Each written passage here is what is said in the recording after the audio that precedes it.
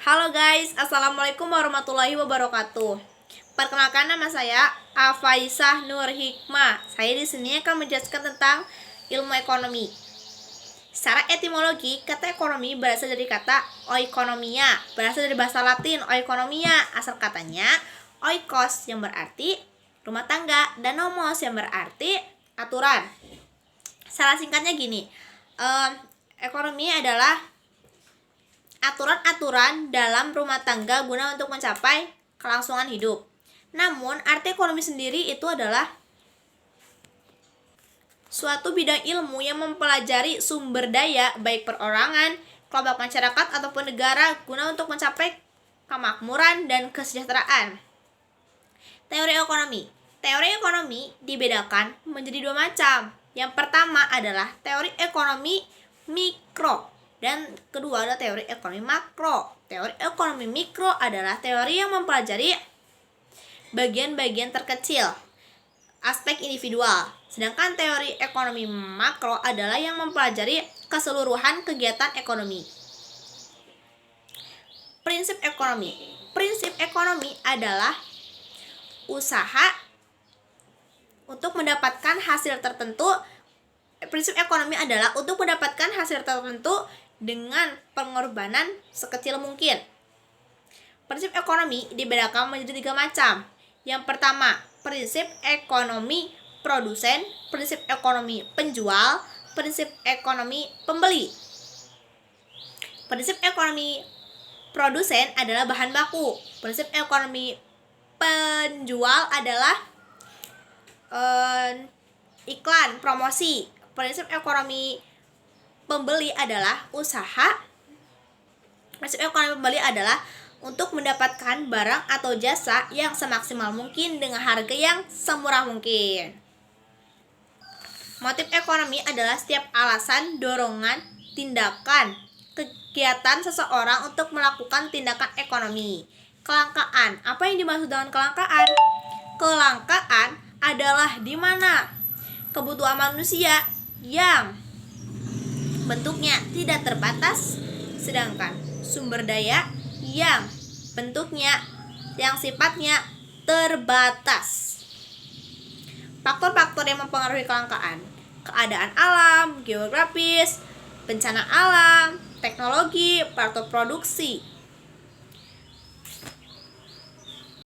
Kebutuhan manusia itu tentunya berbeda-beda karena dipengaruhi beberapa faktor, yaitu yang pertama, faktor adat istiadat, agama dan kepercayaan, faktor pendapatan, dan yang terakhir adalah faktor alam. Macam-macam kebutuhan. Kebutuhan menurut intensitas kegunaannya. Kebutuhan primer, sekunder, dan tersier. Kebutuhan menurut kurun waktunya, kebutuhan sekarang dan kebutuhan yang akan datang. Kebutuhan sosio budaya yang ketiga. Yang keempat, kebutuhan menurut sifatnya, yaitu kebutuhan jasmani dan kebutuhan rohani. Sedangkan yang kelima adalah kebutuhan menurut subjeknya, itu kebutuhan individual dan kebutuhan kelompok. Macam-macam alat kebutuhan berdasarkan cara memperolehnya ekonomi dan ekonomi bebas. Berdasarkan kesamaannya dengan barang lain, kegunaannya dengan barang lain, yaitu distribusi dan komplementer. Distribusi itu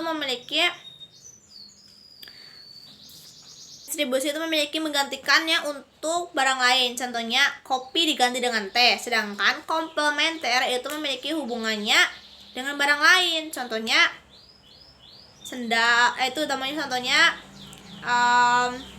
sepatu dengan kaos kaki. Berdasarkan prosesnya, barang mentah, barang setengah jadi, dan barang jadi.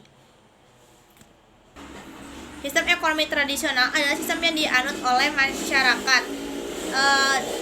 Jadi generasi ke generasi gitu ya, misalkan ciri-cirinya masih menggunakan barter. Sistem barter digunakan secara turun-temurun dari generasi ke generasi. Kelebihannya rasa kekeluargaan dan gotong royong yang sangat bagus. Kekurangannya banyak barang yang tidak bisa dibeli dalam sistem ekonomi tradisional karena semuanya bergantung dengan alam. Sistem ekonomi pasar. Sistem ekonomi pasar. Sistem ekonomi pasar ciri-cirinya adalah semua sumber produksi menjadi milik masyarakat. Pemerintah tidak ikut campur. Kelebihannya adalah kreativitas dan perkembangan masyarakat. Kekurangannya adalah sering terjadi adanya monopoli yang merugikan masyarakat.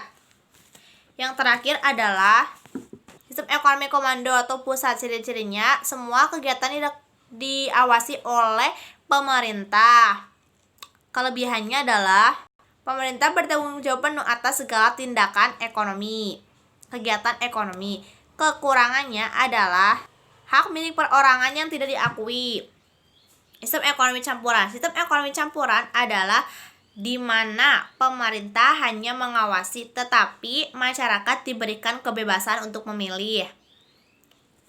Karakteristik perekonomian itu ada pada Undang-Undang Dasar 1945 pasal 33 yang berbunyi, perekonomian disusun sebagai usaha bersama berdasarkan atas asas kekeluargaan.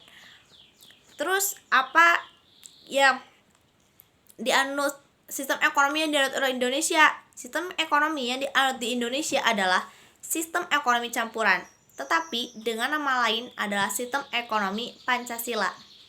Sistem ekonomi Pancasila adalah memberikan kebebasan berusaha kepada setiap warganya, tetapi dengan batas dan syarat tertentu. Perekonomian di Indonesia diatur dalam Undang-Undang 1945 pasal 33 yang berisi kekeluargaan, gotong royong, kerjasama, kemandirian, dan keadilan. Mungkin cukup sekian dari saya, kurang dan lebihnya mohon maaf. Wassalamualaikum warahmatullahi wabarakatuh.